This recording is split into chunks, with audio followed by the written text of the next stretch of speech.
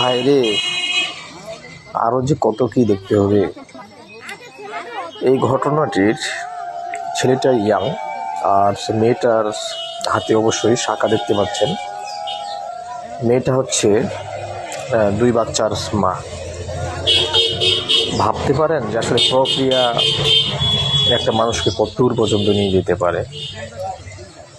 সে যে 2টা বাচ্চা জন্ম দিয়েছে, ভালোবাসা এমন বর্তমানে একটা পর্যায়ে পৌঁছে গেছে যে আসলে বাচ্চার যে ময়া, তাদের স্নেহ ভালোবাসা, সেই ভালোবাসা প্রকৃত ভালোবাসার কাছে কিন্তু হার মেনে যাচ্ছে। বাচ্চাগুলো আসলে খুব ছোট ছোট, খুব যে বড় হয়েছে তেমনটা কিন্তু না। তারপরেও সে একটা অন্য ছেলের সাথে প্রেমে সম্পর্কে আজকে এদেরকে বিয়ে দেওয়া হচ্ছে। এখন কথা হচ্ছে যে আসলে বাচ্চাগুলোর ভবিষ্যৎ কি?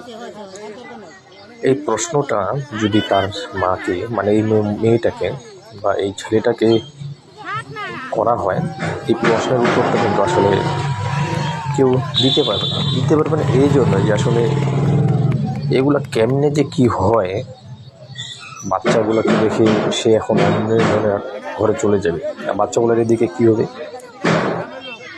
এই কথাটা যদি প্রেম করার আগে ওদের একটু চিন্তা বা মস্তিষ্কে যদি একটু বিবেকে আসতো, তাহলে কিন্তু এই কাজে কিন্তু তারা অগ্রসর হইত না।